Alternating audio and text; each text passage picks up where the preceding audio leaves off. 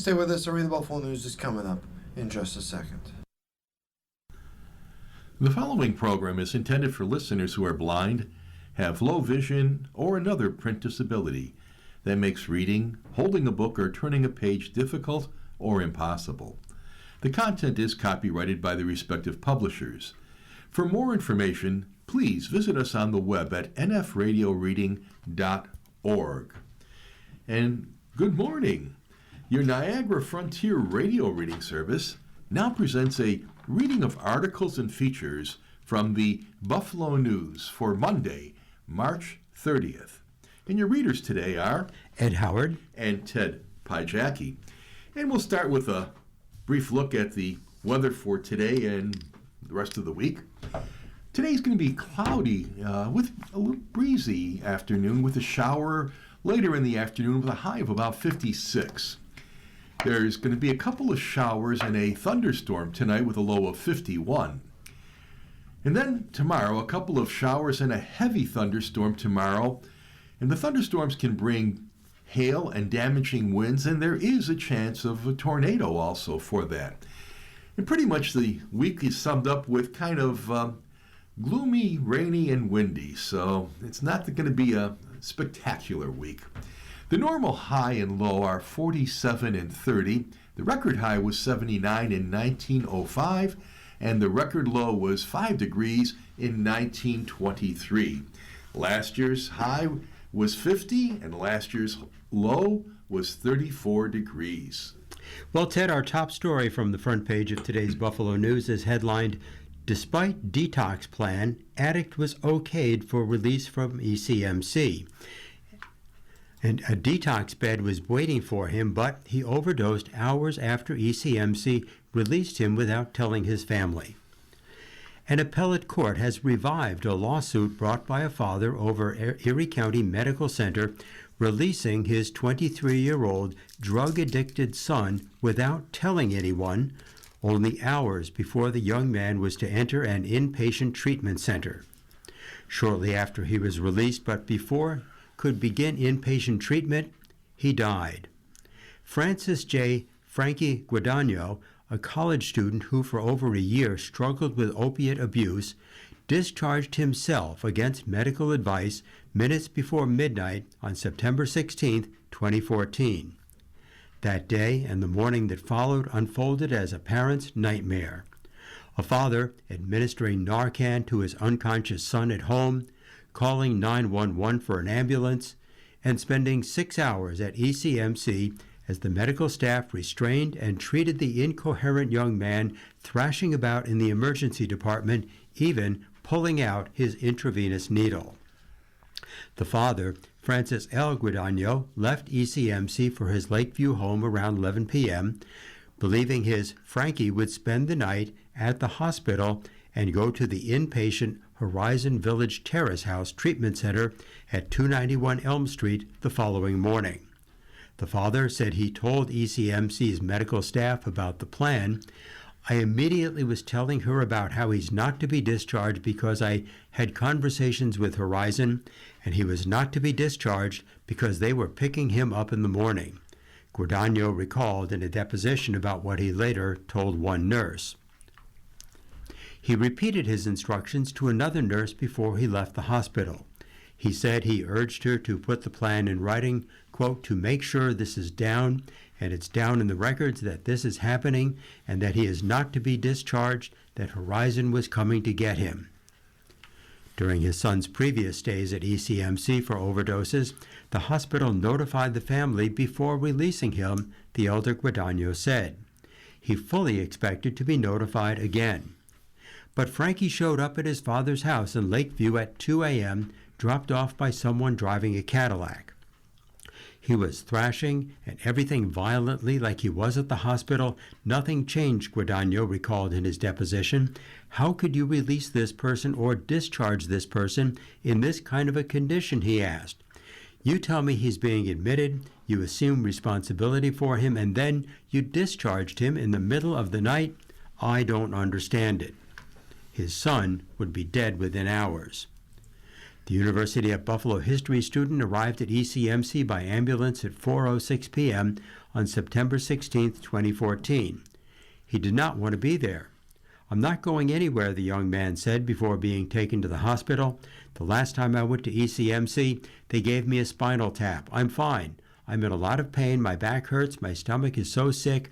I can't take it," he said, according to the ambulance crew's records. At ECMC, he said he had taken 10 milligrams of oxymorphone, and he repeated that he did not want to be admitted. The medical staff dealt with, quote, "an extremely agitated patient," according to ECMC's defense counsel. 2 hours after he arrived, he was still not following instructions, and at 6:15 p.m., he pulled out his IV line. He was placed in restraints and given medication at 6:51 p.m. and at 8:18 p.m. in an attempt to calm him. ECMC admitted him at 9:30 p.m., but he waited in the emergency department for a bed to become available. His father and mother left ECMC.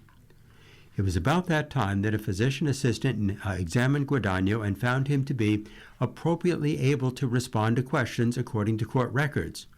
He made no threats to harm himself or others. The physician assistant ordered Guadagno to be placed under observation and noted, "Per family, patient is to be discharged to 291 Elm only.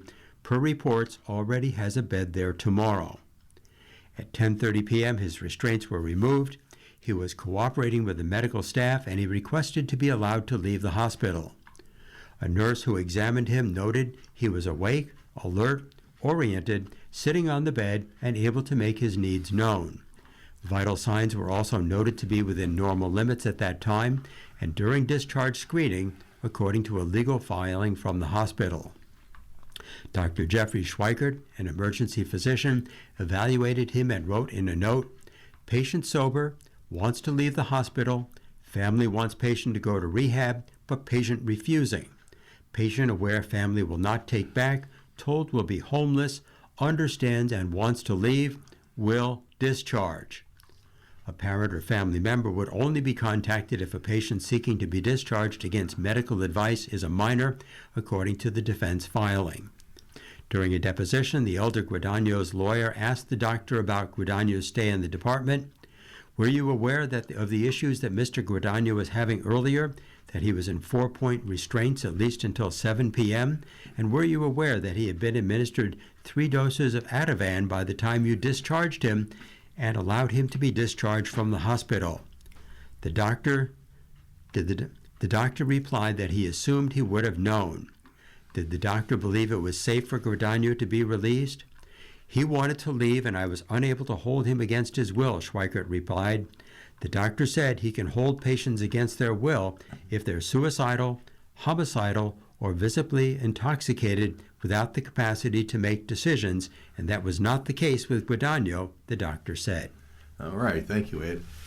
Our next article talks about this Holy Week that we're having for many of our listeners, and the headline on the front page is, "Jerusalem heads into holidays under the shadow of the Iran war." Jerusalem's major holy sites are shuttered, and families are dejected and exhausted ahead of Passover and Easter as the Iran war enters its 5th week. The mood stands in stark contrast to a usual spring, when longer days herald a period of family gatherings and an influx of tourists for the major Jewish and Christian holidays.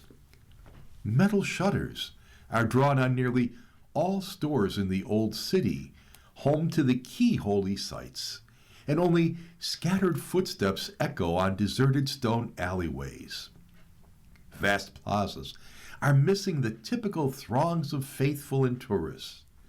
Jerusalem has largely escaped past wars, with Israel's enemies appearing to be hesitant to launch missiles near the city's Muslim holy sites. But since Israel and the United States launched strikes on Iran on February 28th, Jerusalem has repeatedly come under fire. Earlier this month, an intercepted Iranian missile sprayed shrapnel on the rooftop of the Greek Orthodox Patriarchate, just steps from the Holy Church of the Sepulchre, one of the most holy and important sites in all of Christianity. The church, built on what is revered by many Christians as the site of Jesus' crucifixion, burial, and resurrection, remains closed under Israeli military guidelines prohibiting gatherings of more than 50 people. Missile debris also hit a road leading to the Western Wall, the holiest site where Jews can pray. From his office overlooking the plaza on the Western Wall, now also closed to worshipers, Rabbi Shemamil Rabinovich lamented the empty plaza. The heart aches greatly. It bleeds seeing the Western Wall as it looks now, he said. The massive priestly blessing for Passover, which usually draws tens of thousands, will take place with just 50 worshipers, Rabinovich said. That's the maximum allowed to pray together in the enclosed area by the Western Wall under wartime safety guidelines, reminiscent of the restrictions imposed during the coronavirus pandemic. The Latin Patriarchate canceled the Palm Sunday procession in Jerusalem, complying with Israeli military guidelines that limit gatherings to under 50 people.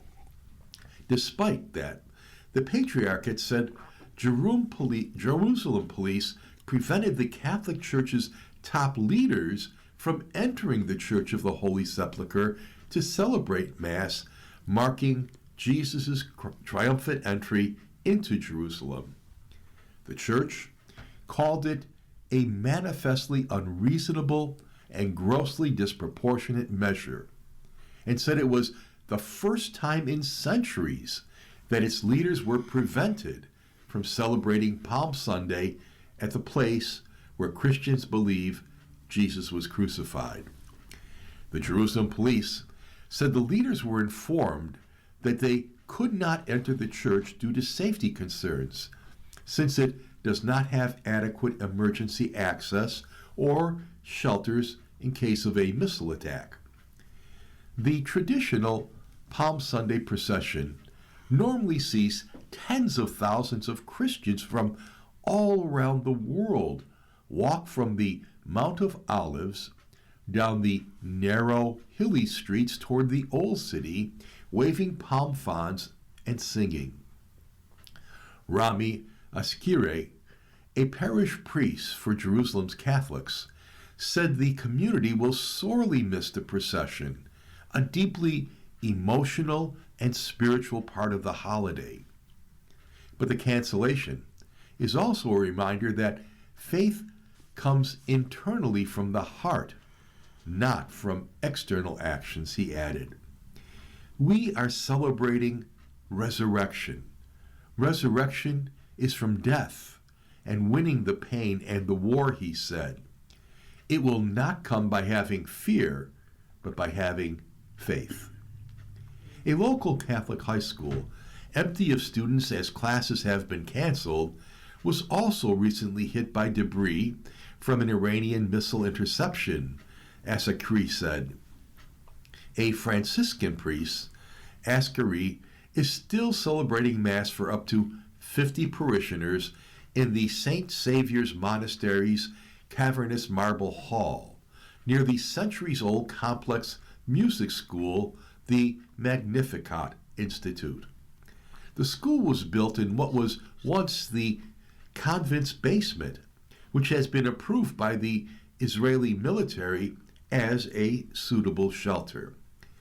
Jerusalem's smaller synagogues, mosques, and churches are also open to groups of up to 50 people if they are located close to a shelter or a safe space. Next to the Western Wall is the Al-Aqsa Mosque compound, Islam's third holiest site, which has also stood empty since the war started, canceling prayers during most of the Muslim holy month of Ramadan, which ended just 10 days ago. Fayez Daybek, a third-generation Muslim store owner in the Old City whose shop has catered to Christian pilgrims since 1942, said he was heartbroken over Al-Aqsa's closure during the Islamic holy month. It was like there was no Ramadan for us, he said. And he added that he prayed several times at the local mosque, but it just cannot compare to being able to pray at Al-Aqsa. You're listening to a reading of today's Buffalo News on your Niagara Frontier Radio reading service, and the time is 15 minutes past the hour. Time now to turn to the editorial page, and today's editorial is headlined Critical Maintenance. A long list of essential school repairs demands careful planning. It's hard to believe that the Joint Schools Construction Project was some 17 years ago. As they say, it seems like yesterday. That mammoth project injected life into old Buffalo public school buildings, creating something more in line with the times. Now, nearly 20 years later, those same buildings need attention once again, and as always, the devil's in the details. If the Joint Schools Construction Project taught the public nothing else, it is that details matter. Such a huge undertaking requires paying attention to the bottom line and what's being done from the bottom up. As a recent news article by Ben Shuzimoto underscored, these buildings, which measure more than 8 million square feet, carry with them a long history of education policy, architectural distinction, and shared memories for thousands of Buffalo Public School graduates.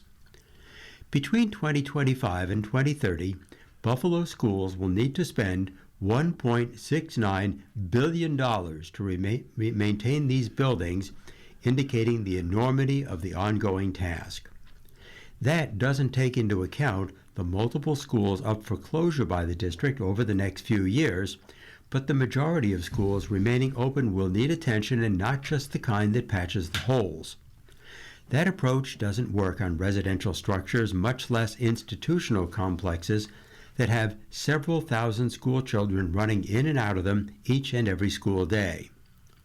But how does one get from here to there, and what lessons can be taken from the last large-scale renovation project?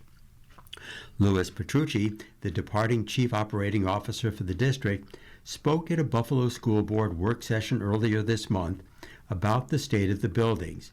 He described the mammoth effort needed to keep existing buildings operational and limit the need for emergency repairs, which are more difficult to get reimbursed by the state. From concerns over a 75-year-old boiler at Riverside Academy to replacing the leaky roof at McKinley High School, the Buffalo Public School buildings have issues.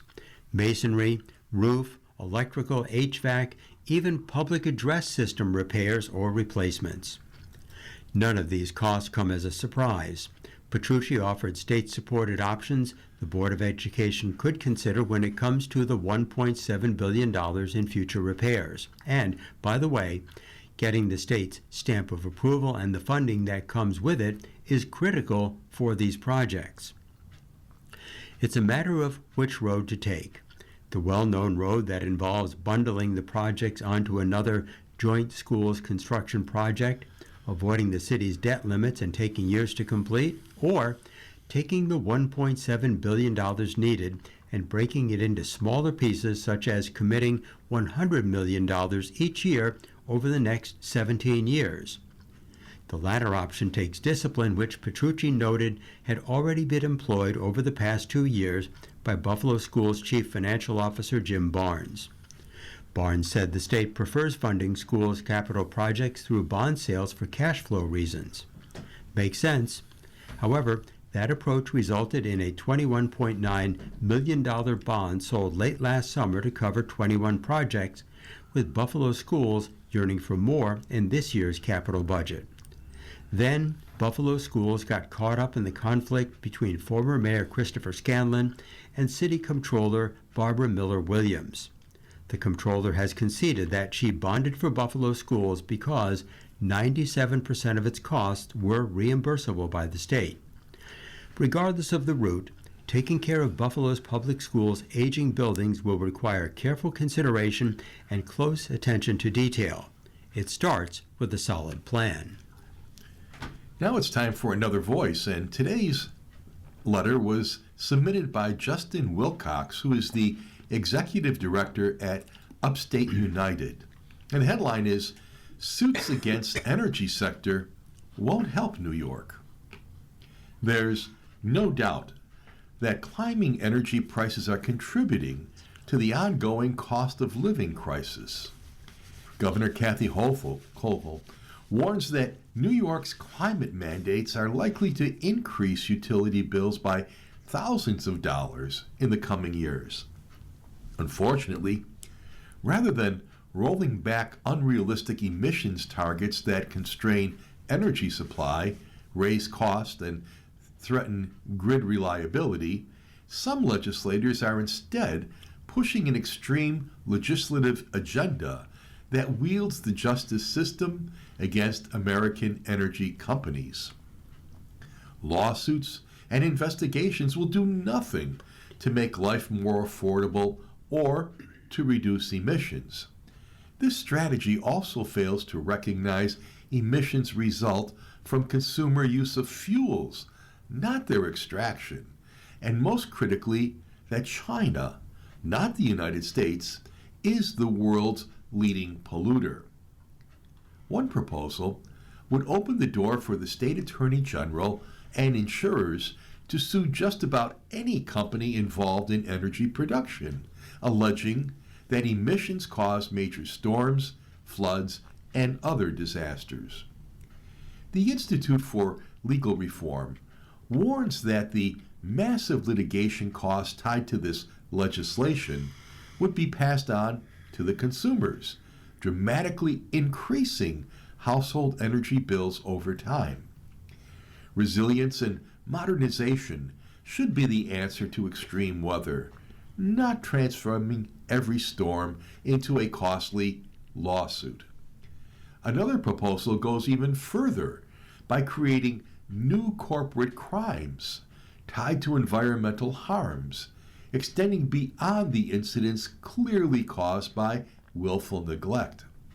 When legal standards expand from concrete actions to mere suppositions, it creates uncertainty that ripples across the entire economy. The most troubling piece of legislation creates a financial incentive for virtually anyone to sue companies involved in the historical production or sale of fossil fuels, based on their own belief that emissions could have contributed to a weather event.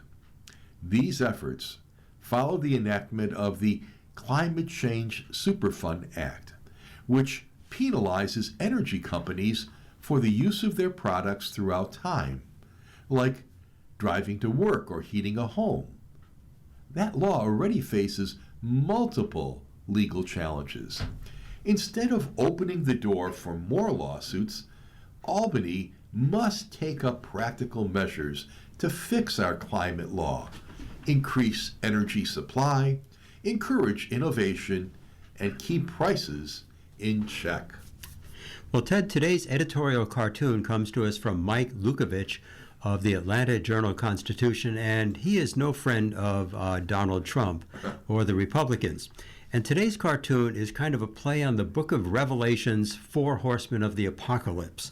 Although it's not quite the biblical four horsemen, there's no Antichrist in here, but the four horsemen, and they're riding scary-looking horses, and they are scary-looking characters with scary-looking faces with big teeth, and they're carrying a spear, a sickle, and a sword, and they're labeled death, pestilence, war, and famine.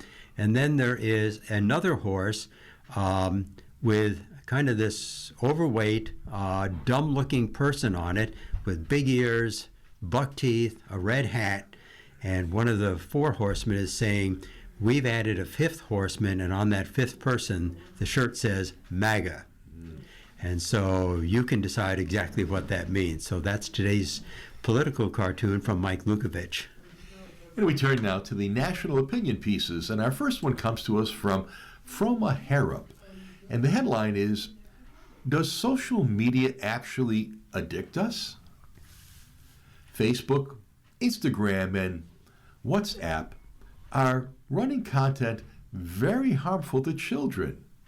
So said a jury in New Mexico that just slapped their owner, Meta, with a $375 million fine. The state accused the company of spreading pornographic images and helping adults contact vulnerable children. Meta faces thousands of suits, but in a landmark case decided in California on Wednesday, the company was told to pay a 20-year-old plaintiff, Kaylee GM, $4.2 million in combined compensatory and punitive damages. Kaylee blamed its products on a variety of mental health issues, including depression and dangerous distress over her body shape. All the above charges ring true, but large remedies for reducing the hazards through legislation and suits seems almost impossible. The web is a lot bigger than even the media giants. There will always be operators spreading the nastiest content, and tech-savvy users, including adolescents, will be able to find it. Meanwhile, a $375 million fine is a rounding error to Meta, whose revenues in one recent quarter totaled 160 times that amount. The company has just unveiled a new stock option plan that would hand dollars in the hundreds of millions to top executives if they hit steep growth targets. With that kind of incentive, how picky do you think Meta execs will be about content drawing reviewers? The platform, observe, keeps you engaged and keeps sending you more of the same kind of content. That's why my feeds are full of videos showing dogs being rescued. For teen girls worried about their looks, as they've always been, the platform's barrage of content portraying unusually perfect young bodies exposes them to hurtful comparisons. Some pictures aren't even of real females, and some that are have been very much doctored. Such content promotes obsessive media use among teens, according to a recent study by the JAMA, which is the Journal of the American Medical Association. The messages fuel humiliation and anxiety and can trigger eating disorders. It's not easy for parents to rein in children's social media use in a society swimming in technology and those cool delivery systems, but they can try. The best schools are banning tablets and phones in their classrooms. Some parents make this harder by demanding the ability to contact their children at any time in the day. The schools tell them that the main office can be called in the event of an emergency and the student will be taken out of class. Now bear in mind that for centuries, parents did not have 24/7 access to children at school or out at play. The most manipulative content can be hard on adolescents, but how addictive is it really? For a while, I was hooked on rage bait. That's content designed to make me angry. Rage bait is the gateway to doom scrolling, which is the obsessive search for negative posts. I couldn't count the hours I'll ever get back scrolling through aggravating posts, many of which were basically fiction disguised as real news, or real news decide to distort the reality, which can be even worse. But YouTube, owned by Google, has wonderful videos on history, good things to read, and how to do stuff. Sure, there's mind rot, but generally, you have to click on it to get it. As for the less noble platforms, I still follow the dog rescues. You're listening to a reading of today's Buffalo News on your Niagara Frontier Radio reading service, and the time is now 30 minutes past the hour. And our second column comes from Jack Salmon, who writes for the Tribune News Service. And the headline here is, "Tax season is here, but Americans are paying the debt bill." It's tax season, and millions of American households are settling last year's bill, but a much larger one is coming. For all the conversations taking place about trillions of dollars in accumulating government debt, we rarely talk about how the costs show up in everyday life. Sometimes this new tax bill shows up through future taxes, and in parentheses, and I don't mean the ones being proposed lately on millionaires or billionaires. Sometimes it's disguised as lackluster pay or high interest rates. Some of it is already baked into our personal finances, helping explain why so many Americans sense that something is off, that working harder doesn't pay off like it used to. Start with the taxes that support Social Security and Medicare, whose trust funds will be depleted in about 6 years. Under current law, if benefits aren't cut, this will require higher taxes. Payroll taxes would rise by about 4.8 percentage points, roughly 4.3 points for Social Security and 0.5 for Medicare's hospital insurance program. This tax hike is technically split between employers and employees, but in practice falls mostly on workers. They immediately lose 2.4% of their earnings, and as employers pass their share back via lower wages or smaller raises over time, indirectly pay much of the other 2.4%. And that's only part of the story. Medicare is also funded by a 0.9% surtax on earnings and a 3.8% tax on investment income, supposedly targeting high earners. However, the cutoff point is not indexed to inflation or wage growth, so every year, more workers are pulled in automatically, not because Congress voted to raise taxes, but because people's earnings generally grow over time, even when our wages don't keep up with the cost of living. Medicare's trustees acknowledge this. Median household income has grown almost 4% per year over the past decade, and by my calculations, more than 50% of households will be paying the taxes within 3 decades.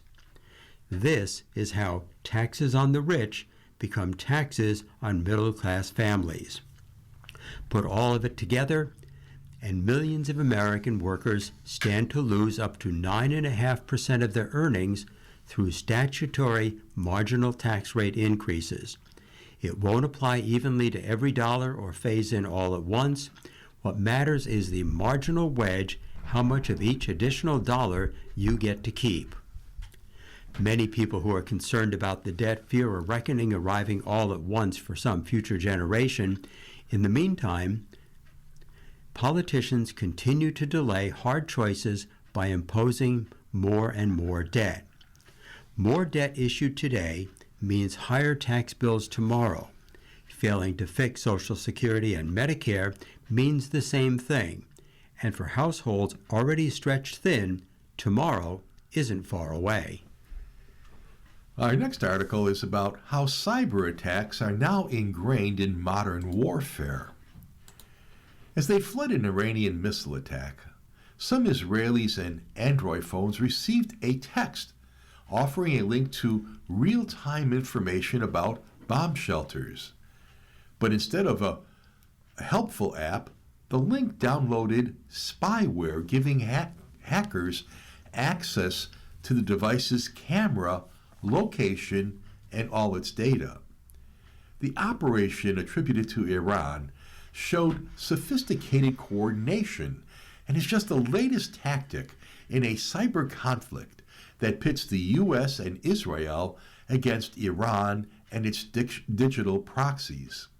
As Iran and its supporters seek to use their cyber capabilities to compensate for their military disadvantages, they are demonstrating how disinformation, artificial intelligence and hacking are now ingrained in modern warfare.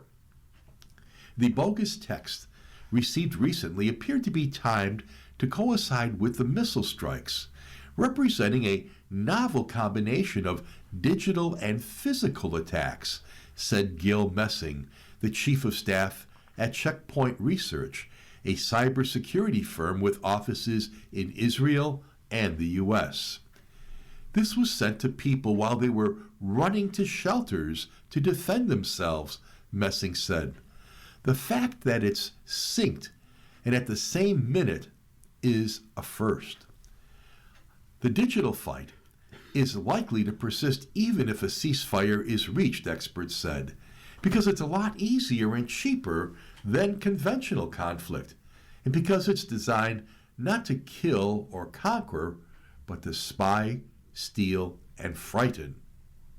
While high in volume, most of the cyber attacks linked to war have been relatively minor when it comes to damage to economic or military networks. But they have put many U.S. and Israeli companies on the defensive, forcing them to quickly patch old security weaknesses. Investigators at Utah-based security firm DigiCert have tracked nearly 5,800 cyber attacks so far, mounted by nearly 50 different groups tied to Iran. While most of the attacks targeted U.S. or Israeli companies, DigiCert also found attacks on networks in Bahrain, Kuwait, Qatar, and other countries in the region. Many of the attacks are easily thwarted by the latest cybersecurity precautions, but they can inflict serious damage on organizations with out-of-date security and impose a demand on resources even when they are unsuccessful. Then there's the psychological impact on companies that may do business with the military. There are a lot more attacks happening that aren't being reported, said Michael Smith, DigiCert's Chief Technology Officer. Over to you, Ed. Our next headline is recent polls put Trump's approval rating at its lowest point ever. With the Iran war in its fifth week, support for President Trump is at its lowest point ever, with a growing body of recent polling showing him losing ground with key voting blocs that help power his 2024 victory. While public dissatisfaction is evident among many groups surveyed, the decline in support for the president has been most pronounced among Latino voters.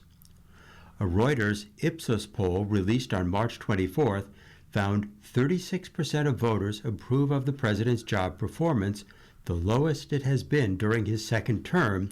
The poll found 62% disapproved. Other polls, such as the AP NORC poll, placed the figure at 38%. In all, the president is underwater on almost every single public policy issue. With the exception of crime, which sits at around 47% approval, he has recorded no gains in any polled category, according to experts. On immigration, the president's marquee issue, approval fell from roughly 45% in late 2025 to 39% in February, according to Reuters. About 1 in 4 respondents approved of Trump's handling of the economy, Reuters found, as domestic gas prices surged by more than $1 per gallon after fighting commenced last month. The share of Republicans who disapprove of his handling of cost of living issues rose 7% in 1 week to 34%. The shift comes amid growing economic unease and amplified backlash over the war in Iran. About 1 in 3 Americans approve of the military operation, according to a Reuters survey, and a growing divide among prominent conservatives has emerged over the U.S. involvement in the Middle East. The clashes have played out in public and are exposing tensions within the Republican Party, with conservative commentators such as Megyn Kelly openly questioning whether the war is in America's best interest. This is not a foreign policy that makes sense, and it is not what Trump ran on. It is, in many ways, a betrayal of his campaign promises, what he sold himself as, and of his MAGA base, Kelly said earlier this month. Other conservative pundits, including Candace Owens, Tucker Carlson, and Nick Fuentes, also are opposed. But the real damage is showing up in the one place Trump can't afford to lose, his base. Trump entered his second term buoyed by historic gains with Latino voters. Exit polls indicated he improved his standing with them by more than 20 percentage points in 2024 compared with his 2016 victory, fueling widespread narratives that the demographic was undergoing a durable shift towards Republicans. In all, 48% of Latinos gave him their support in the last election. Since then, his approval rating among Latino voters has plummeted to 22%, according to a March 2026 analysis by The Economist. Now we return back to the front page for our next two articles. This first one says, Apollo versus Artemis. What to know about NASA's return to the moon.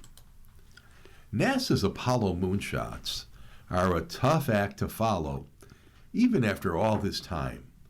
As 4 astronauts get set to blast off on humanity's first trip to the moon in more than half a century, comparisons between Apollo and NASA's new Artemis program are inevitable. The world's first lunar visitors orbited the moon on Apollo 8. The Artemis II crew will play it safe and zip around the moon in and out on a backsling shot. Another key difference, Artemis reflects more of society, with a woman, a person of color, and a Canadian rocketing away. While Artemis builds on Apollo and pays homage to it, there is no way we could be the same mission or ever hope to be, said NASA astronaut Christina Cook, part of the Artemis II crew. Here's the lowdown on Apollo versus Artemis. Artemis is the twin sister of Apollo in Greek mythology, as NASA targets now the first 6 days of April for liftoff. It took NASA just 8 years to go from putting its first astronaut in space to putting Apollo 11's Neil Armstrong and Buzz Aldrin on the moon in 1969, beating President John Kennedy's end-of-the-decade deadline. The Apollo program still just absolutely blows me away, said Artemis II astronaut Jeremy Hansen of the Canadian Space Agency. Artemis has progressed much more slowly after decades of indecision and flip-flopping between the moon and Mars as the next grand destination. NASA's new moon rocket, the Space Launch System, or SLS, has soared only once in a test flight without anyone on board more than 3 years ago. This plodding approach is why NASA's new administrator, Jared Isaacman, overhauled the Artemis program in February. Keen to emulate Apollo, he added a mission between the upcoming Artemis II mission and the moon landing that's now shifted to Artemis IV in 2028. During next year's revamped Artemis III, astronauts will stick closer to home the same way Apollo 9 did in 1969. Instead of attempting a moon landing as originally envisioned, they will practice docking their Orion capsule in orbit around the Earth, with one or both lunar landers underdeveloped by Elon Musk's SpaceX and Jeff Bezos' Blue Origin. The rival companies are accelerating work on their landers in a bid to be first. The Soviets were America's fierce rivals during Apollo, but their moon rockets kept exploding at liftoff, and eventually they gave up.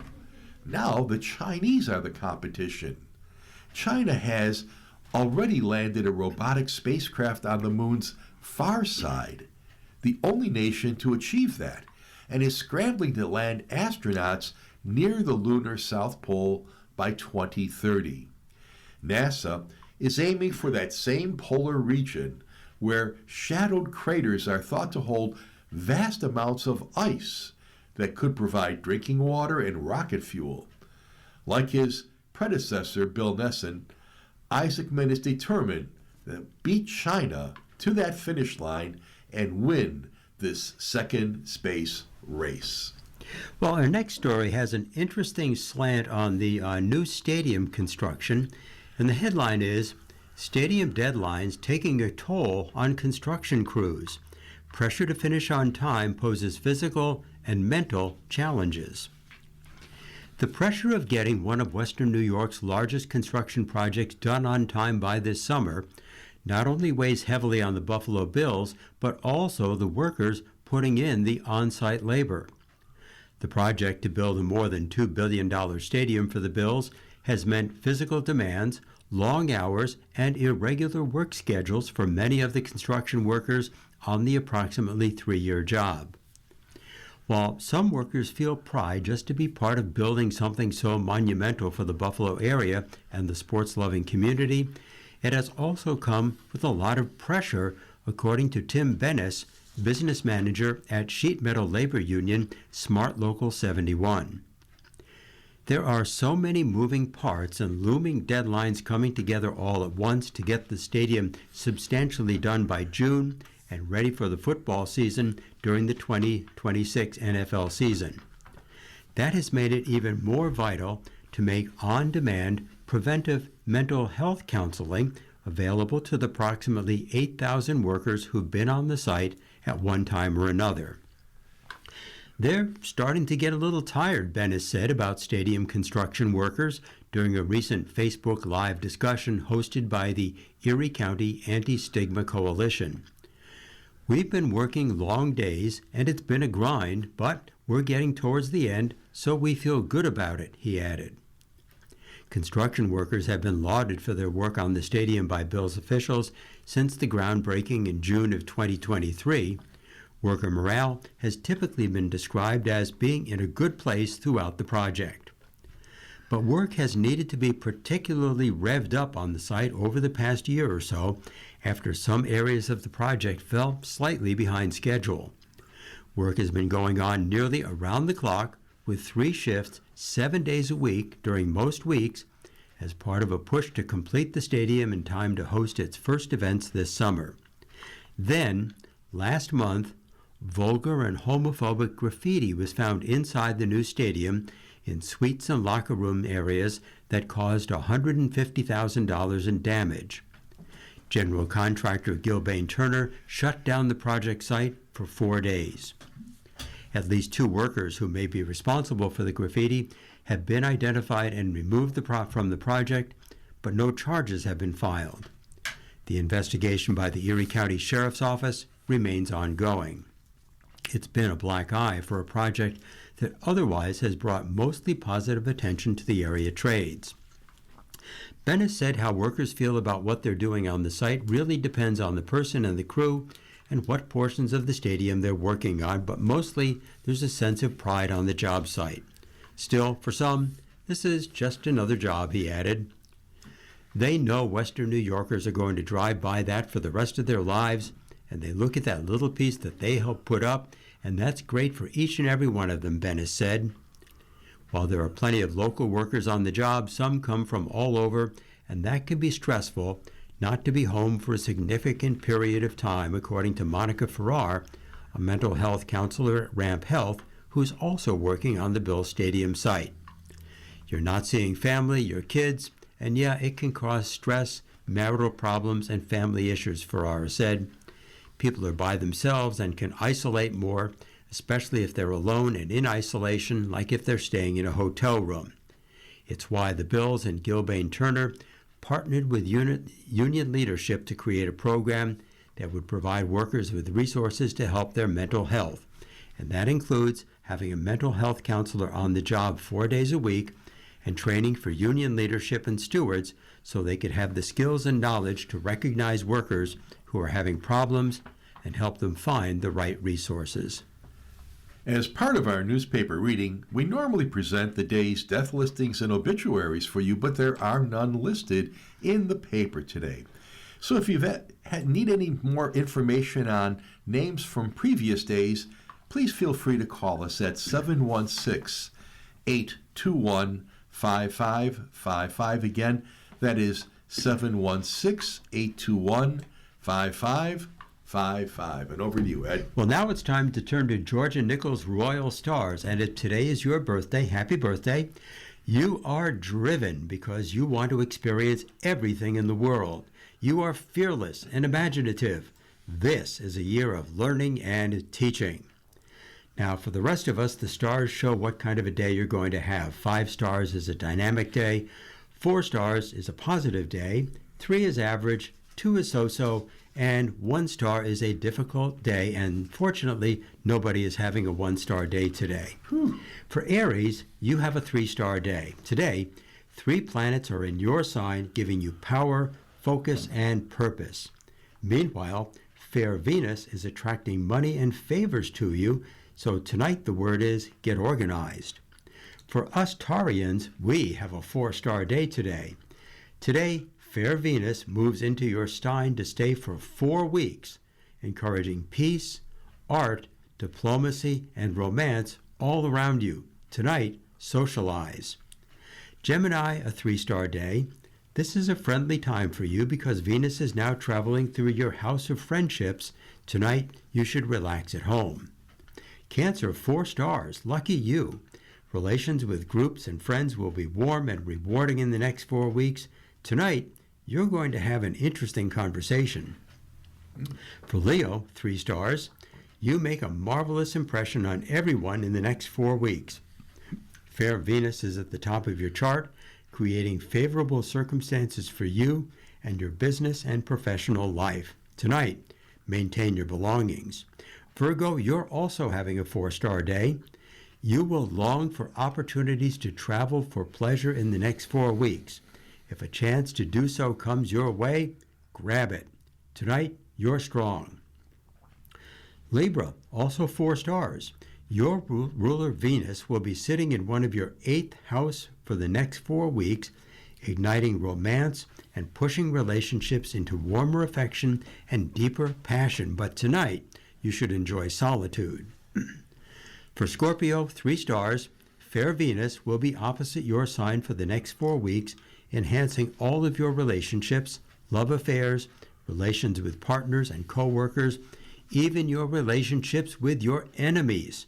Tonight, the word is friends and groups.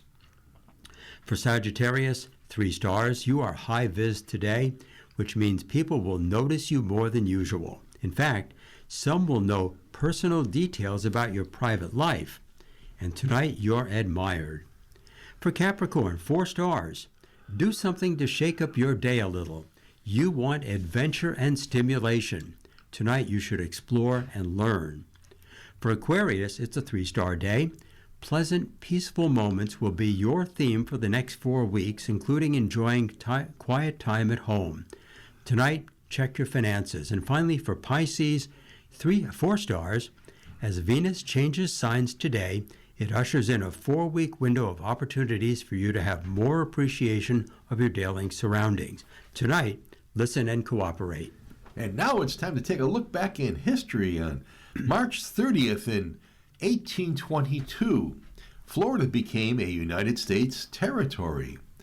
In 1867, U.S. Secretary of State William H. Seward reached agreement with Russia to purchase the territory of Alaska for $7.2 million, a deal that was ridiculed by critics as Seward's folly, but later recognized as very advantageous to the United States. In 1870, the 15th Amendment to the U.S. Constitution, which prohibited denying citizens the right to vote and hold office on the basis of race, was declared in effect by Secretary of State Hamilton Fish. In 1923, the Cunard liner RMS Laconia became the first passenger ship to circle the globe as it arrived back in New York after a 130-day voyage. In 1939, Detective Comics issue number 27 was released, featuring the very first appearance of the superhero character Batman. In 1975, as the Vietnam War neared its end, communist forces occupied the city of Da Nang. And in 1981, President Ronald Reagan was shot and seriously wounded by John Hinckley Jr. outside of a Washington, D.C. hotel. Also wounded were White House Press Secretary James Brady, Secret Service agent Timothy McCarthy, and District of Columbia police officer Thomas Delaney. Hinckley would be found not guilty by reason of insanity and held at a psychiatric hospital until 2016. Well, we're going to wrap up with an interesting article in the My View column today by Marge Hastreiter. Buildings keep all kinds of secrets. And she writes, I've heard the statement, everything happens for a reason, many times in my life, but I never thought about the meaning until Anthony Amagon donated his former church and funeral home to the Iron Island Preservation Society. We had only a small storefront at the time, and we were thrilled to have more space in our fledgling museum. We accepted the keys on August 1st, 2000, and started our exploration of the basement. Upon opening a door in a small room, we noticed a shelf with 24 small cans of cremated remains. Names and dates of death were written on the cans. We made a list of the names and called the funeral director, and he said they were probably from the first funeral director and that his staff never went to the base room to check. We put that list in our drawers, and he picked up the ashes. A while later, loud noises and an angry man's voice seemed to be coming from our attic, which is a huge crawl space with a vaulted ceiling and stained glass window. We called a professional psychic, and he investigated. According to him, the angry man's name began with an E, and he later said the name was Edgar. We checked our remains and found an Edgar. Mr. Amagon donated fancy urns, and we had a wake for Mr. Edgar at his Delaware Avenue funeral home. And then we went from there with over 100 Patriot Guard riders and his staff in a hearse and took his remains to the Bath National Cemetery, where this long-forgotten war hero was given a proper military funeral. Now, that's a great little article there. You're listening to a reading of articles from the Buffalo News for Monday, March 30th on your Niagara Frontier Radio Reading Service. We'll return for some more readings after this short break. And your readers today are Ed Howard and Ted Pajacki. If you're listening to this publication online, you're probably using our website, a podcast player like Spotify or iTunes, a streaming service like Siro, or a smart speaker. Did you know that we now have a dedicated app that can be downloaded to any mobile device, like a smartphone or tablet, for free? App users can conveniently access our live stream and any episode of our podcast easier than ever. To download the app, just type NFRRS in the search window in the Apple App Store or in the Google Play Store. Contact us anytime if you have any questions by calling 716-821-5555, extension 5. Thank you.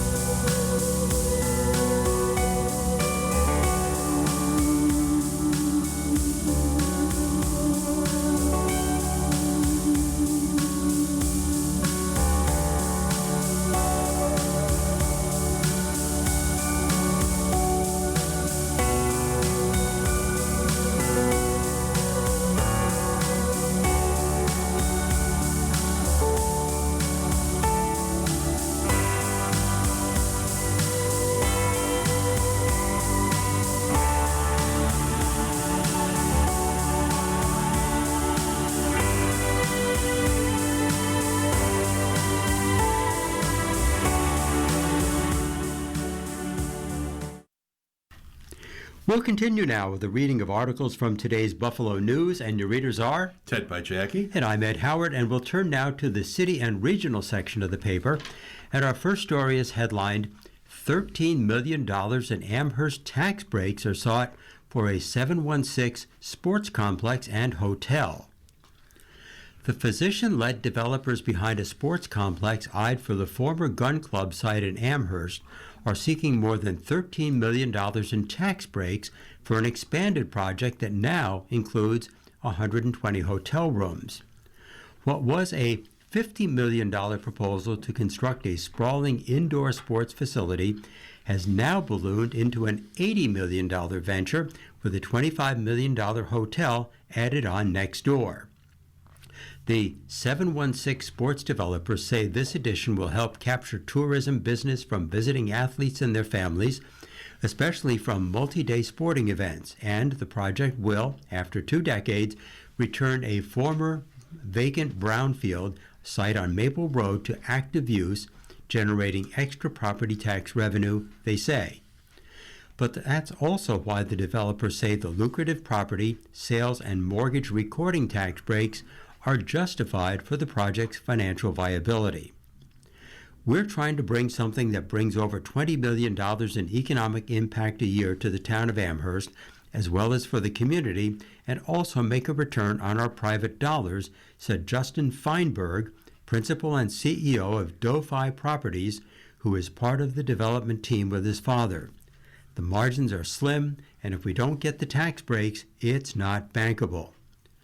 Hotels and other hospitality proposals don't typically qualify for these incentives because they're not at risk from moving out of town, but the developers are positioning their combined project as a tourism driver. Several other nearby hotels were constructed without tax breaks, particularly on Flint Road across from the University at Buffalo's North Campus, as well as one, the Hampton Inn Buffalo Amherst, that did receive incentives. But Feinberg says he doesn't expect the new hotel to compete with them for their regular business because it will be filled up consistently with visitors to the 716 sports complex. The Amherst IDA is beginning to review the application and will hold public hearings on the request on April 9th. David Mingoya, the Amherst IDA's executive director and CEO, said the sports project aligns with the town's strategic economic development plan, which is really trying to capitalize on more facilities, more activity around the North Town Center, and what that could mean to bring people from out of town, Mingoya said. Led by orthopedic surgeons Dr. Brian McGrath and Dr. Mark Feinberg, the developers seek to create an indoor sports, wellness, and entertainment campus for youth and high school athletes. They're planning to use the 21.3 acres of the 32-acre former Buffalo Shooting Club property east of town-owned softball fields and the North Town Center and south of the 716 Health Medical Facility. Except for newly built softball fields, the property has languished unused for more than 2 decades since the club moved to rural Genesee County and sold the land to Benderson Development Company.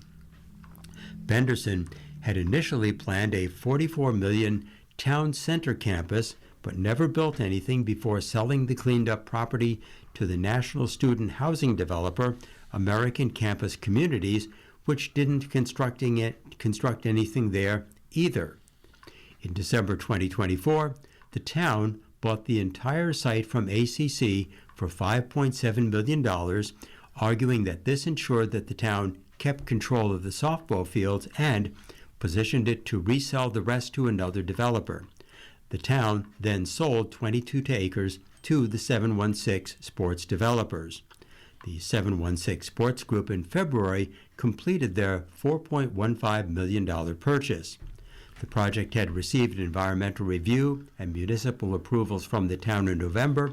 Construction is expected to begin in May, with the completion of the $50.85 million sports complex by May of 2027 and the $25 million hotel by year end. How about I take over for you? Go ahead. Excuse me. Our next story is about more than just taxing our patients. Its headline is, Buffalo council members say 25% tax increase is too much, but will be tough to reduce. When Mayor Sean Ryan said earlier this month that he would propose a 25% increase to the property tax levy, the announcement set off an avalanche of calls and complaints to Common Council members. People were angry about this huge spike, and they let their city government know. Maston Council member Zanita Everhart said many of her constituents fear the swift rise in cost will drive them from their homes and apartments. They can't afford it, Everhart said. They just got reassessed on their house. Now we're talking about a tax increase of 25%? We're talking about user fees going up too. My community is going to be pushed out of their neighborhood. Ryan has worked to prepare constituents for the large increases while campaigning and since taking office in January. He has repeatedly pointed to the dire situation the city finds itself in after many years of flat taxes during former Mayor Byron Brown's time in office. In recent social media post, he distributed a graph showing the growth in tax revenues of other upstate cities as Buffalo's stayed flat. Had Buffalo raised taxes at a similar clip as its municipal neighbors, it would have brought in more than $600 million in additional revenue since 2007, meaning the severe tax increase would not have been necessary, and the city's fleets and buildings would not be in such decrepit shape. In one video, he shows the locker room of a city pool with peeling paint and unpainted particle board partitions. You may think I'm on the set of a zombie movie, Ryan says, but I'm not. I'm actually in the locker room of a city pool that was open last summer. He's also talked about the city's fleets for the police and Department of Public Works. Police officers are sometimes required to double up in squad cars due to the lack of available roadworthy cruisers. Garbage routes are sometimes pushed back a day because there are too many trucks in the shop to complete the routes on time. And he's pointed to the extremely low tax rates that city dwellers pay compared to their suburban neighbors, some of whom pay more than double the Buffalo rate. The increase is necessary, he says, to fill a $109 million structural deficit that the city faces in this coming fiscal year. The increase, Ryan has said, would cost a property owner with an average city assessment on their home about $30 a month and about $5 a month for people with assessments on the low end of the scale. While most council members agree that the city's financial situation requires significant increases, they all say the 25% number is too high. They had been told earlier by the Ryan administration officials that the number is likely to be 15%, and many were also frustrated to first find out about the 25% number only through news reports.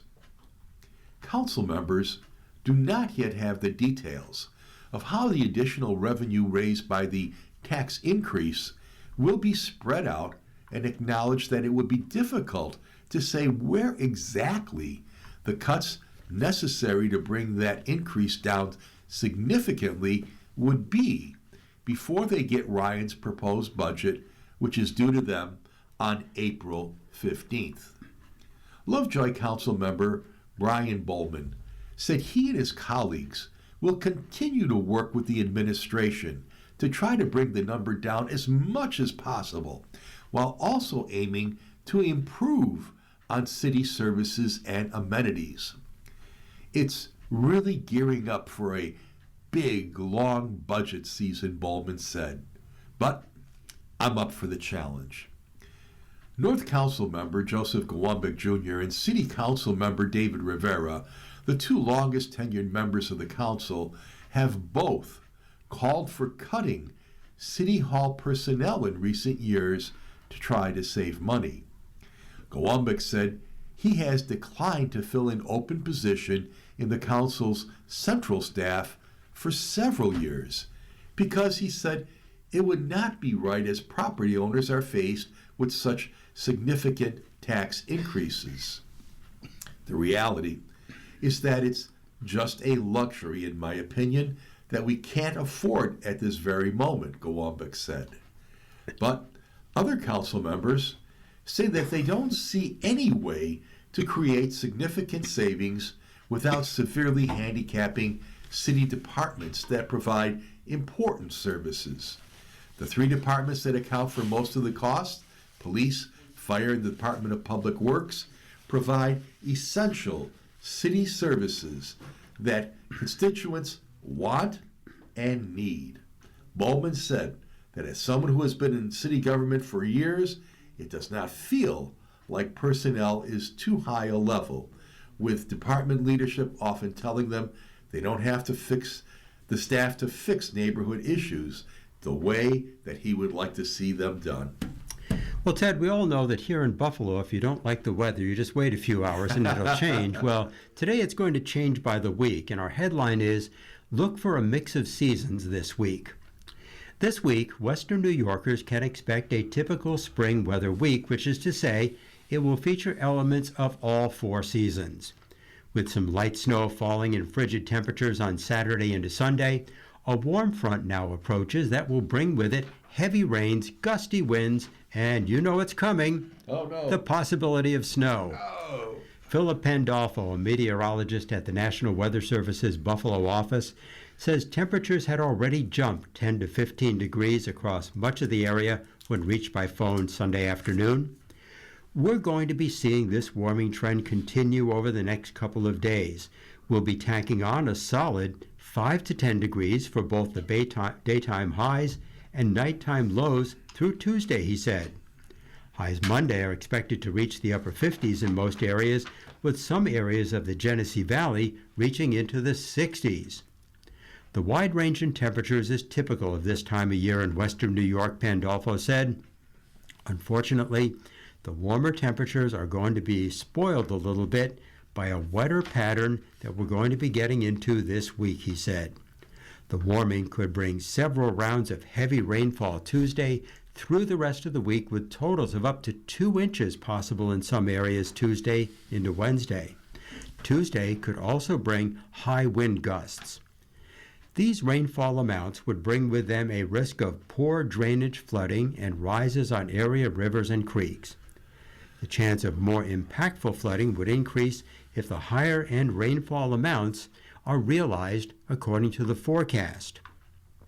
More rain is expected Wednesday morning into the early afternoon as temperatures begin to drop, with another cold front moving in later in the week. Pandolfo said that while there is a risk of flooding, it should help that the snowpack across western New York has already melted. I could see some hydrological concerns, but right now confidence isn't particularly high at any one location, seeing a greater risk of flooding than others across western New York, Pandolfo said. There will likely be a dry period on Wednesday into early Thursday, with the possibility of snow showers before heavy rains begin again. Temperatures will then begin to warm again, reaching into the mid-50s by Friday and lower 60s on Saturday. Showers are expected to continue into the weekend. There is potential for a few stronger storms, with damaging winds being the primary concern at this time, Pandolfo said. You are listening to a reading of today's Buffalo News on your Niagara Frontier radio reading service, and the time is 15 minutes after the hour, and we turn now to the sports section. And exciting time in the world of sports as We're going to start with the Sabres as the National Hockey League schedule comes to a close in the near future. And the headline is Shootout Stars as the Sabres broke their losing streak with a shootout victory on Saturday. And the headline for this article by Mike Harrington is It Might Be Time for Ruff to Give the Fans What They Want. Metsä. It feels like the Buffalo Sabres were guilty of some organizational arrogance over the first 3 games of their homestand. They were messing with the hockey gods, and they did it for no reason. They were darn lucky to emerge from a trio of tough games with a 1-1-1 record after Saturday's 3-2 shootout over the Seattle Kraken. You might call it the curse of Zach Metsä. The Sabres sent the rookie defenseman down to Rochester after their California trip, and it was initially an explainable move. After all, who's going to crab about literally anything done by a team with a 33-6-3 run? The Sabres had Connor Timmins coming back from injury for the first time since December, and they still have Michael Kesselring and Luke Shane around as scratches. The clear thinking was to get Timmins some games and perhaps look at Kesselring again, as well as pairing with newcomer Logan Stanley. Metsä, who doesn't need waivers, could go to Rochester and return to his role as the Rochester Americ's captain for a few games. He could play 20-plus minutes a night in all situations, including special team spots that he can't get in Buffalo, and ostensibly help the team in its push to preserve its spot in the Calder Cup playoffs. And then he could return back to Buffalo. We know Lindy Ruff, and every fan old enough to remember it, have PTSD from all the injuries on defense that ruined the Sabres in Game 7 of the 2006 Eastern Conference Final in Carolina. Metsä was one of 9 on the roster, and the Sabres could get a look at what they have. But they overthought it. It's well known Ruff likes Timmins for his penalty killings and shot blocking, and new general manager Jarmo Kekalainen just traded for the 6'7" Stanley, so he's going to play. Metsä, at 5'9" and 198 pounds, was an undrafted Kevin Adams signing who has blossomed into an NHL player after winning the NCAA title as the captain at Winnipeg University in 2023. They could give him a break. But holy moly, did Ruff or Kekalainen or both of them spit in the face of the numbers? The Sabres have outscored their opponents by an astonishing count of 23-2 when Metsä has been on the ice at 5-on-5 this season. Their goalies have a .989 save percentage when he's on the ice, and the team has a 14.7% shooting percentage. The team PDO, which is a combination analytic of save and shooting percentages, with Metsä out there, is an ungodly 1.135. These figures are so out of whack that they're almost laughable. You can find a couple of places online that say they're the highest numbers any player has ever compiled since this kind of tracking started in the late 2000s. Of course, we're ignoring one key point. Maybe Metsä, who has an old school +20 rating, is just plain steady.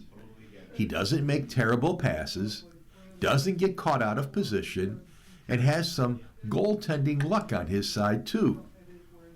Look at what else the Sabres have. Shane was brought in for locker room presence and didn't show a whole lot in the 2 games he's played. Ruff clearly doesn't believe Kesselring is healthy enough to play, and he's been out of the lineup for 9 straight games. Timmins was really good Wednesday versus Boston, but not so good since. On one play, Saturday, Timmins made a ghastly pass from the right corner through the crease right in front of a startled Ukko-Pekka Luukkonen. After a third-period turnover by Timmins, the fans in the 300 level to the right of the press box, many of them gave us the time-tested "Fire Kevin" chants, produced a very simple request. Their chant went something like this: "We want Metsä, clap, clap, clap, clap, clap. We want Metsä, clap, clap, clap, clap, clap." You get the picture. Can't recall a crowd chanting for the recall of a Rochester player who would be playing on a third pair, but that's how glaring obvious this situation has gotten. The Sabres won Saturday's game because Luukkonen kept them close, enough to rally from a 2-0 deficit, and was Buffalo in stopping Seattle's 2 shootout attempts. The Sabres need some advice, and here it is. My free advice to the Sabres is an easy fix. Get Metsä back. Don't even risk an injury by having him play in another Americans game. He's got to be in the lineup here on Tuesday night when the Sabres play the New York Islanders here at home. Stop messing with this defense. Well, there's also Bills news today, and the headline here is, "The Bills may need a Shaq attack back this season. The inside linebacker brings experience, leadership to a defense in need." Shaq Thompson has not been shy about where he wishes to play his 12th NFL season. The inside linebacker expressed his feelings again on social media late Saturday night. Replying to a Buffalo Bills fan who encouraged him to return to Western New York, Thompson said, "Trying to." Thompson, who appeared in 14 games during the Bills' 2025 season, shared his preference with General Manager and President of Football Operations Brandon Beane in January. The two sides have spoken since free agency began earlier this month. The Bills have also stayed in contact with cornerback Tre'Davious White, who, along with Thompson, provided leadership and reliable play on defense. Thompson and White are not the only former Bills still waiting to sign a contract for 2026. Edge rusher Joey Bosa, receiver Curtis Samuel, linebacker Matt Milano, receiver Brandon Cooks, defensive tackle Daquan Jones, defensive tackle Larry Ogunjobi, safety Taylor Rapp, and safety Jordan Poyer are free agents. Some may sign before the draft, and don't be surprised if Bosa joins his brother Nick in San Francisco, or Milano signs with Las Vegas to play for former Bills linebackers coach Al Holcomb. But most of the group will likely wait until May or June because team needs are clearer. Beane has circled back to low-cost veteran free agents in May or June of recent off-seasons, including the 2025 season when he signed Thompson and receiver Elijah Moore. The Bills may need Thompson. His experience in playing in a 3-4 defense, which Buffalo will use with Joe Brady as coach. Plus, the Bills could use his leadership since they lost other respected voices this offseason. Thompson started 8 games, including the playoffs in 2025, and totaled 56 tackles, 6 for a loss. He's a tenacious, physical player who can instill toughness into his teammates. If Thompson returns, he's probably best as a rotational player rather than someone who covers every down. He's 31 years old, and covering tight ends or slot receivers could challenge him. Could the Bills sign Thompson and draft a linebacker? They would need to make sure he'd be okay in a different role. In 2025, he played 59 of the defense snaps during games in which he appeared. Initially, Thompson's goals this offseason were to find a starting job with a higher pay, but one has not materialized. Well, as the month of March draws to a close, March Madness is coming to an end. We had some great games this past weekend, and next weekend we'll have the Final Four in the championship match. And the headline on this article is UConn lets Mullins hit best shot to sink Duke. Braylon Mullins retrieved a loose ball near midcourt, and suddenly, improbably, UConn had a chance to win. As the frantic final seconds unfolded, Dan Hurley figured a timeout would do little good. It just felt like the window where you've got to let March Madness take over, Hurley said. March Madness. March Magic. The Huskies have enjoyed plenty of that throughout the years, and this may have been their most astonishing win yet. Mullins sank a desperation three-pointer with .4 seconds left to give UConn a 73-72 victory over top-seeded Duke on Sunday, earning the Huskies a spot in the Final Four after they rallied from a 19-point first-half deficit. The Blue Devils, whose record was 35-3, led by 3 before UConn's Silas DeMary Jr. made one of 2 free throws with 10 seconds left. With Duke playing keep away to prevent the Huskies from fouling, Caden Boozer's pass near midcourt was deflected by DeMary. And after UConn came up with the ball, Mullins swished a 3 from 35 feet away. We were trying to follow the worst free throw shooter on the floor, and Silas ended up deflecting the pass, Mullins said. I knew I had to put one up. Man, I'm just happy that was the one that went down tonight. UConn, whose record 33-5, went just 3 of 23 from three-point range. The 5th will be remembered in Connecticut for generations to come. It's the second straight season to end a huge collapse for Duke, which was the top overall seed in this year's tournament.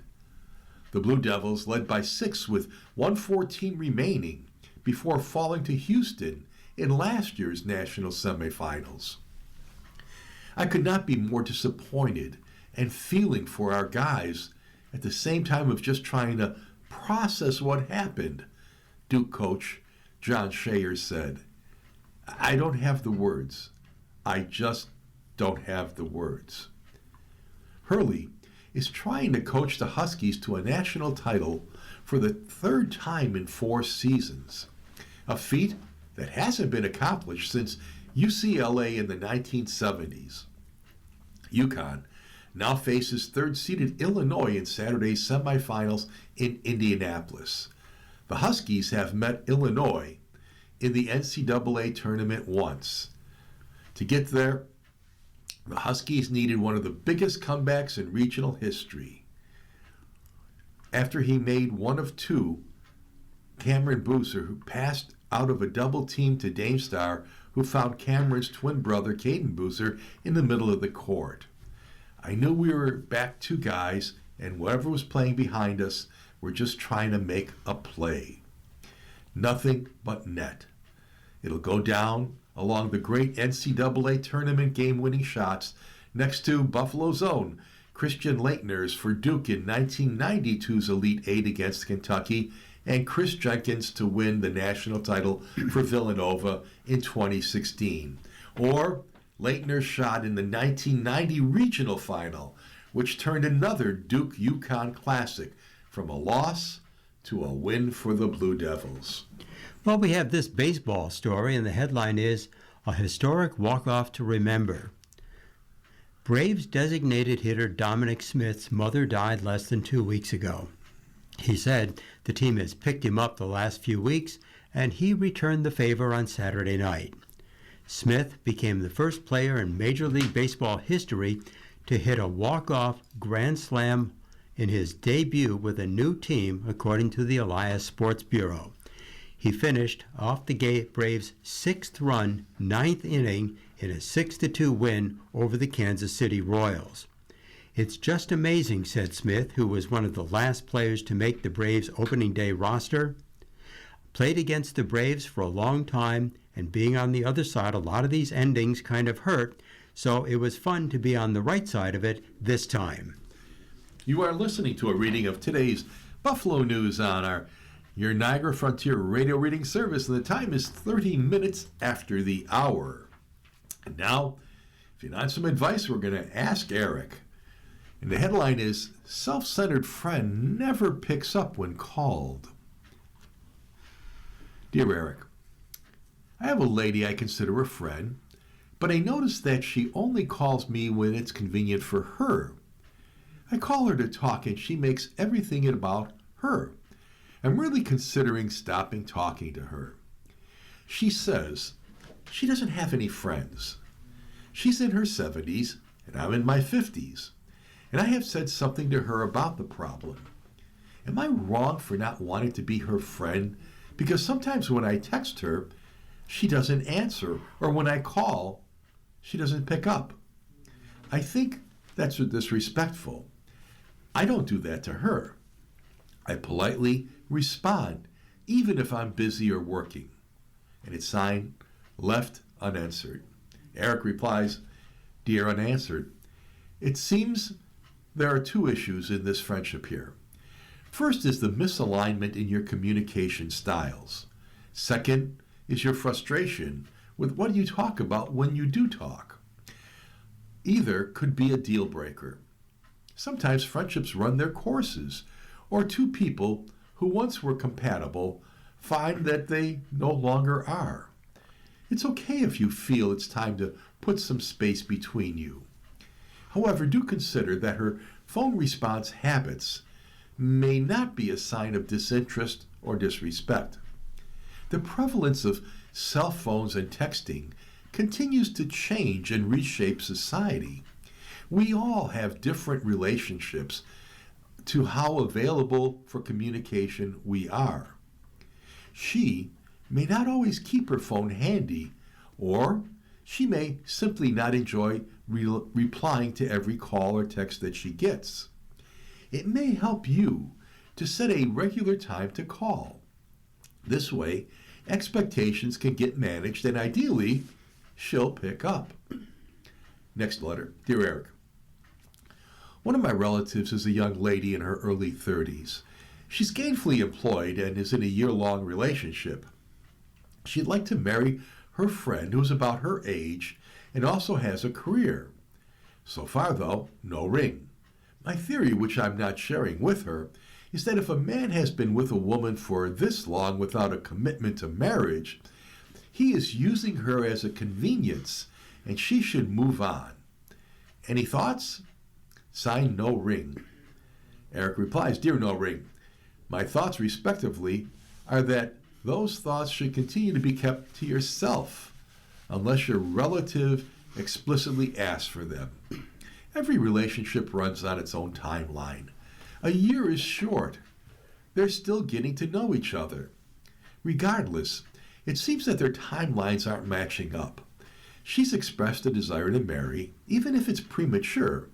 You can, if she wants, support her in advocating for herself or finding ways to talk through what her partner's hesitations are. Or choose to end it if she so desires. It's often better to have a wise sounding board who can help us think through our problems rather than someone who's going to tell us what they think we should be doing. Now, as her partner's motivations, I can't say. Relationships can be tricky. Many people feel unmoved to marry or even afraid of it. Some people want a few more revolutions around the sun. The key for any couple, even if they're aligned in what they want, is clear communications so that everyone is making clear-eyed decisions. Dear Eric, I was so happy to read the question from the Lover of Flowers and Friends, where the hostess receives fresh flowers from guests and feels obligated to unwrap them, cut the stems, put them in a vase, arrange and display them while greeting other guests and finishing up last-minute preparations. After encountering this kind of gesture from my guests many times over my party-giving career, I came upon a brilliantly simple solution. What I do is I place several vases pre-filled with water along my kitchen counter, and some in the bathrooms, and I simply pop the fresh cut flowers into an already prepared vase. If the wrap is still on the flowers, I still do it, and I prepare the flowers the next day. During Christmas time, someone inevitably will bring me a large, beautiful poinsettia, and I don't have room for it because of the food and dishes that I've set out. I place a table beside my front door and place the poinsettia there and bring it to the end of the party. Bring it in at the end of the party. That way it looks like a beautiful greeting to my guests. I hope this suggestion helps your readers. Signed, Another Flower Lover. And Eric replies, Dear Flower Lover, I really like this suggestion. It's very adept party hosting because good hospitality involves anticipating guests' needs. You're anticipating that guests might need a place to put the flowers, and you're anticipating that you'll need to offload the task of floral preparation to later. It's a win all around. I'm also quite impressed that you've cultivated a circle of friends who always come bearing bouquets. What a treat. Well, next we'll turn to some world news, and the headline is Global Economic Pain Deepens as Iran War Drags On. And this article is accompanied by a very frightening photograph. And what makes this a frightening photograph is it's of a gas station where regular gasoline is selling for $6.09 a gallon, and that's out in California. Wow. U.S. and Israeli attacks on Iran have driven up prices, darkened the outlook for the world economy, sent global stock markets reeling, and forced developing countries to ration fuel and subsidize energy costs to protect their poorest. Ongoing strikes and counterstrikes on Persian Gulf refineries, pipelines, gas fields, and tanker terminals threaten to prolong the global economic pain for months, even years. A week ago, or certainly 2 weeks ago, I would have said if the war stopped that day, the long-term implications would be pretty small, said Christopher Niddle, an energy economist at the Massachusetts Institute of Technology. But what we're seeing is infrastructure actually being destroyed, which means the ramifications of this war are going to be long-lived. Iran has hit Qatar's Ras Laffan natural gas terminal, which produces 20% of the world's liquefied natural gas. The March 18th strike wiped out 17% of Qatar's liquid natural gas export capacity, and repairs will take up to 5 years, state-owned Qatar Energy said. The war caused an oil shock from the get-go. Iran responded to U.S. and Israeli attacks on February 28th by effectively closing off the Strait of Hormuz, a transit point for a fifth of the world's oil, by threatening tankers trying to pass through. Gulf oil exporters like Kuwait and Iraq cut production because there was nowhere for their oil to go without access to the strait. The loss of 20 million barrels of oil a day delivered what the International Energy Agency calls, quote, the largest supply disruption in the history of the global oil market. The price for a barrel of Brent crude oil climbed 3.4% on Friday to settle at $105.32 a barrel. That was up from roughly $70 a barrel just before the war began. The benchmark U.S. crude rose 5.5% to settle at $99.64 per barrel. Historically, oil price shocks like this have led to global recessions, Niddle said. The war also has dredged up a bad economic memory from the oil shocks of the 1970s, stagflation. You're raising the risk of higher inflation and lower growth, said the Harvard Kennedy School's Carmen Reinhart, a former World Bank chief economist. Gita Gopinath, a former chief economist at the International Monetary Fund, recently wrote that global economic growth expected before the war to register 3.3% this year would be 0.3 to 0.4 of a percentage point lower if oil prices averaged $85 a barrel in 2026. The Persian Gulf accounts for a big share of exports of two key fertilizers, a third of the urea and a quarter of the ammonia.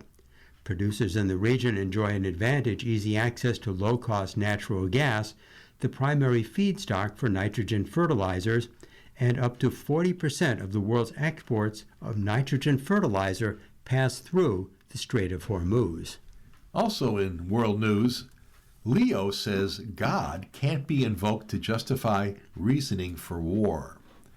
Pope Leo XIV said on Sunday that God doesn't listen to the prayers of those who make war or cite God to justify their violence, as he prayed especially for Christians in the Middle East during a Palm Sunday Mass in St. Peter's Square.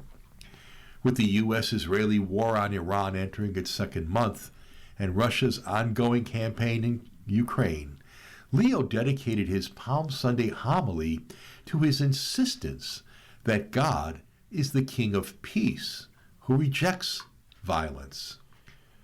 Brothers and sisters, this is our God, Jesus, King of Peace, who rejects war, whom no one can use to justify war, Leo said.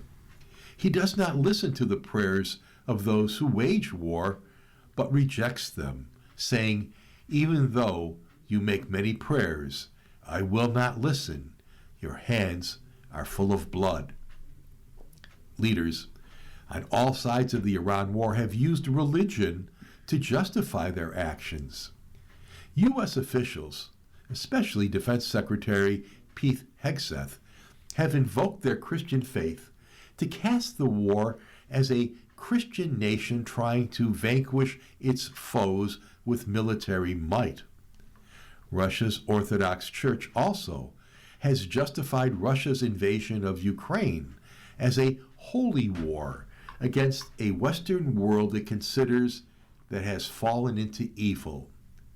Palm Sunday marks Jesus' triumphant entrance into Jerusalem in the time leading up to his crucifixion, which Christians observe on Good Friday, and resurrection then on Easter Sunday.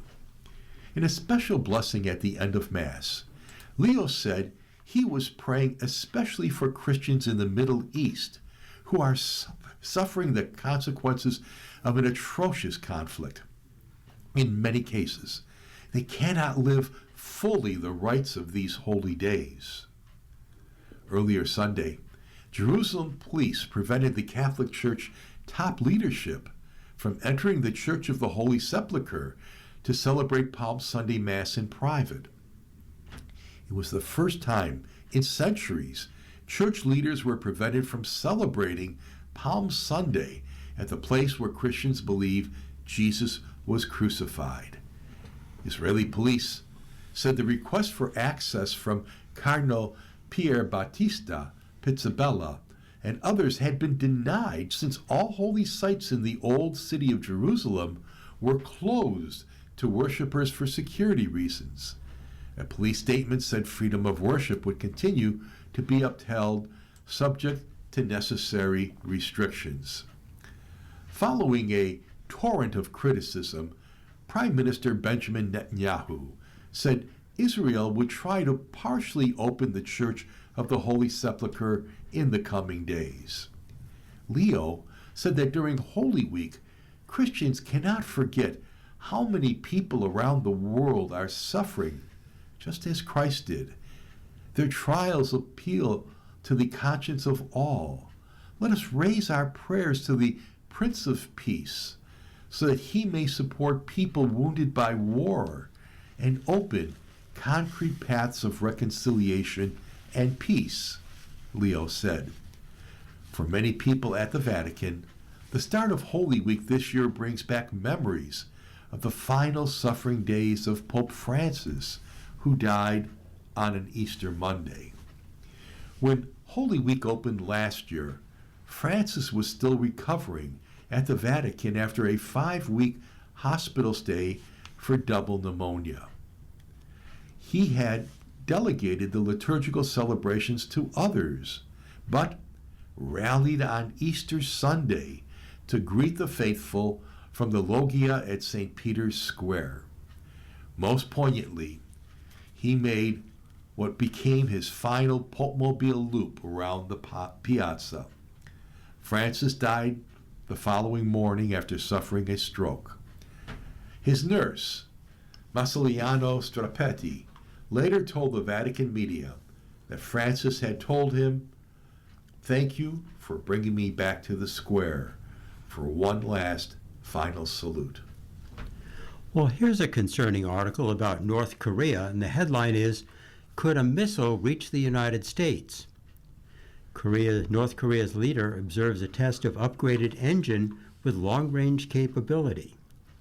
North Korean leader Kim Jong-un observed a test of an upgraded solid-fuel engine for weapons capable of reaching the U.S. mainland and called it a significant development, boosting his country's strategic military arsenal, state media reported on Sunday. While the test was in line with Kim's stated goal of acquiring more agile, hard-to-detect missiles targeting the U.S. and its allies, some experts speculate North Korea's claim may be an exaggeration. Missiles with built-in solid propellants are easier to move and conceal their launches than liquid fuel weapons, which in general must be fueled before liftoffs and cannot last long.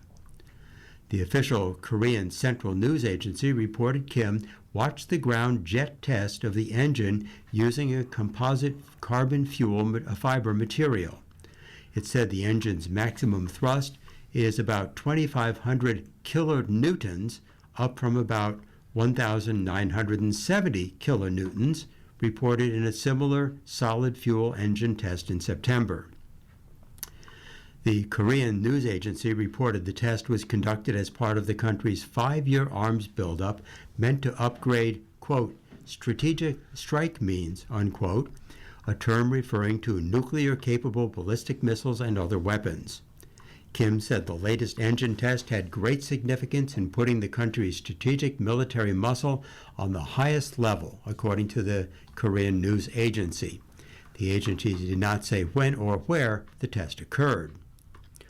North Korea's report on the latest test could be bluffing, as it didn't disclose some key information like the engine's total combustion time, said Lee Chun-gyun, an honorary research fellow at South Korea's Science and Technology Policy Institute. When North Korea reported about the previous engine test in September, it described it as the 9th and final ground test of a solid fuel engine that it earlier said would be used for intercontinental ballistic missiles. Observers predicted at the time that North Korea would soon test launch an ICBM loaded with that engine, but it hasn't done so yet. North Korea's solid fuel engine program may be facing some delays, or the country might have determined to develop a better engine, possibly with Russian assistance, Lee said. Cooperation between the countries has deepened in recent years, with North Korea sending troops and conventional weapons to support Russia's war against Ukraine. In recent years, North Korea has test-fired a variety of ICBMs, demonstrating the potential range to reach the United States mainland, including solid fuel ones. But some of North Korea's past claims about major weapon tests drew outside skepticism. In 2024, North Korea claimed to have successfully test-launched a multi-warhead missile, but South Korea quickly dismissed it as a deception to cover up a failed launch. Some experts say North Korea still faces technological hurdles before it has a functioning ICBM. Well, Ed, this is a messy week for a lot of people because so many people months and months ago made plans for spring break or traveling to see family for Easter or Passover, and now we've got some real messes at the airports. And this next article says airports warn travelers of delays as the border czar Homan hopes that workers will be paid today or tomorrow. Even after President Donald Trump ordered emergency pay for Transportation Security Administration agents to ease long security lines, major U.S. airports yesterday were still urging travelers to arrive hours early, and federal immigration officers brought in to help may not be leaving anytime soon. Trump's executive order on Friday instructed the Department of Homeland Security to pay TSA officers immediately, though it's unclear how quickly travelers will see any kind of impact. The move comes during a busy travel stretch, with spring breaks underway and Passover and Easter approaching.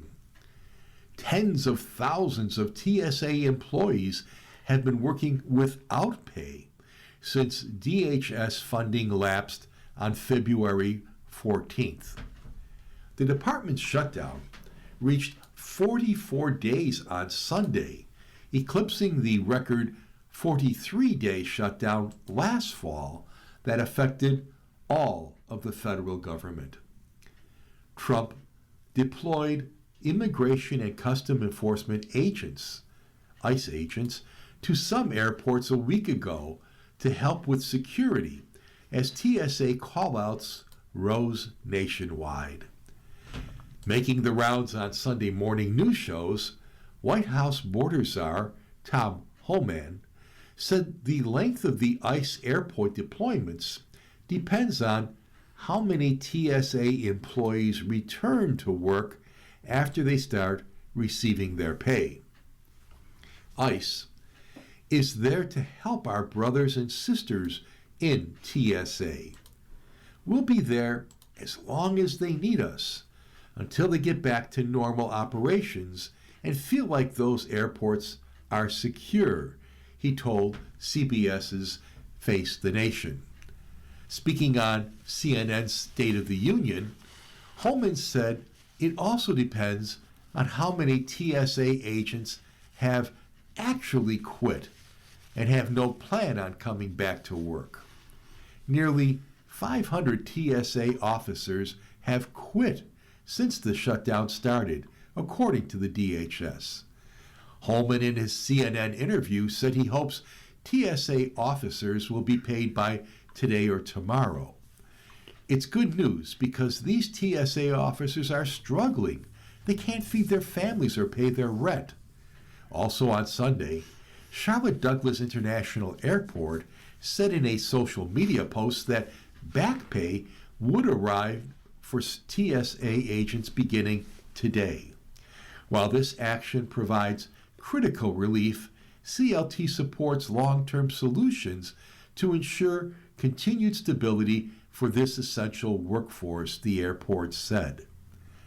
Johnny Jones, Secretary-Treasurer of the American Federation of Government Employees, TSA chapter, said on Sunday that he has heard from workers worried that they may not receive their full back pay because TSA management was given very short notice to begin processing the payments.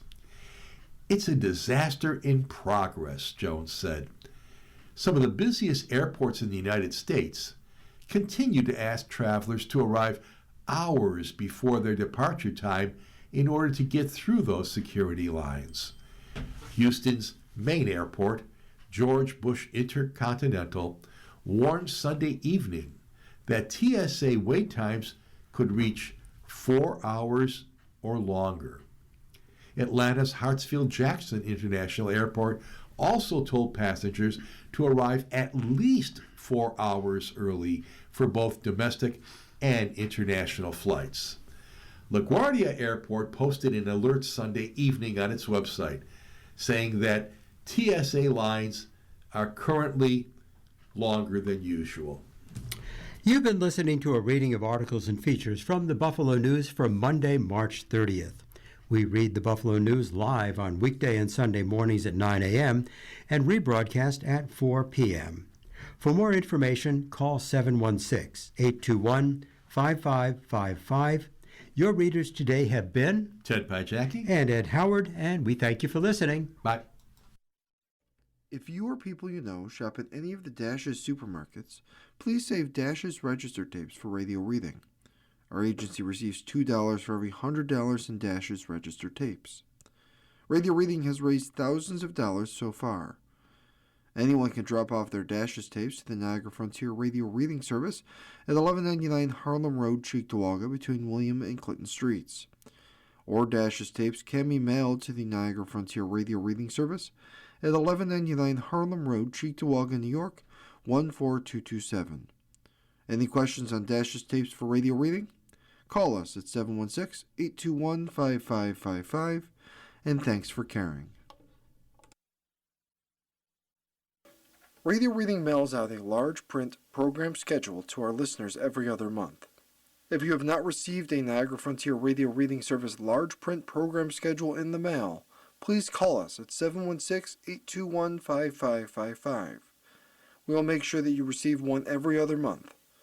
A Braille version of the schedule is also available upon request. Our number again is 716-821-5555.